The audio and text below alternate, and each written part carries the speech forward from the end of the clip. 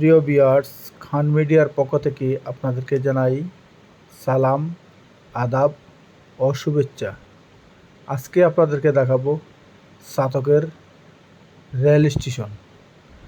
কথায় আছে, স্টেশনের রেলগাড়িটা মাইপা চলে গড়ির কাটা, কখন বাজে 12টা। কিন্তু এখন আর 12টা চাতকের মানুষের জন্য বাজে না। আর চাতক থেকে 12টার ট্রেন সিলেটের উদ্দেশ্যে বা ঢাকার উদ্দেশ্যে বা চিটাগাংয়ের উদ্দেশ্যে, কুমিল্লা চাঁদপুরের উদ্দেশ্যে এখান থেকে আর যায় না। বিগত 10-15 বছর হয়ে যায় লক্করজক্করভাবে ট্রেনগুলি যাও চলেছিল। বিগত 10-12 বছর ধরে, 10 বছরের উপরে হবে আমার মনে হয়, এই রেল লাইনগুলি আর চলে না। এই চাতক বাজার আমার বৃহত্তর সিলেটের লাস্ট রেল স্টেশন, যে রেল স্টেশনের গোটা উত্তর সিলেটের বর্ডারের মানুষ এই ট্রেন দিয়েই যাতায়াত করত।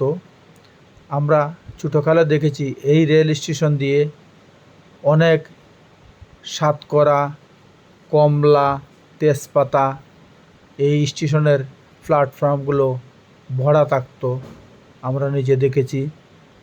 এবং তার ডান পাশে দেখতে পাচ্ছেন সিলপাট ফ্যাক্টরি, যে সিলপাট দিয়ে আমরা শুনেছি চিটাগাং থেকে ঢাকার যে রেলওয়ে রাস্তা 2 লেনের, এখান থেকে সিলপাট তৈরি করে ওই রেলের কাজে নিয়োজিত করা হয়েছে।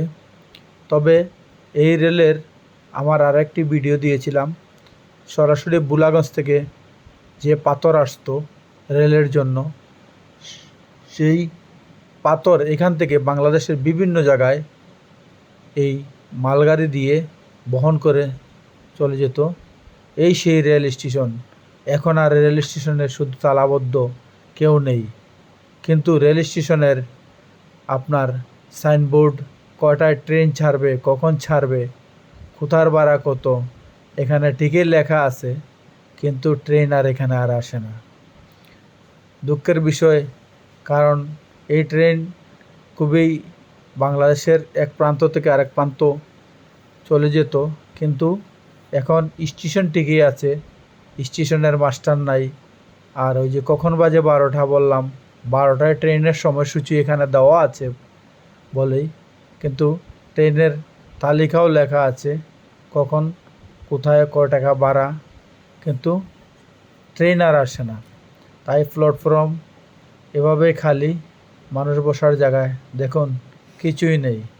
যে রেল স্টেশন ট্রেনের অপেক্ষায় শত শত দর্শক, হাজার হাজার যাত্রী এখানে বসে থাকতো, এখানে অনেকগুলি হোটেল ডান বামে গাড়ি দাঁড়িয়ে থাকতো, এখন আর রেল স্টেশনে ট্রেনও আসে না, লোকও আসে না। এই যে সিলভার ফ্যাক্টরিটি দেখতে পাচ্ছেন স্টেশনের পাশেই, অনেক শ্রমিকরা কাজ করতো, আমরা ছোটোকালে দেখেছি। এখন আর শ্রমিকরাও কাজ করে না, কিছুই হয় না।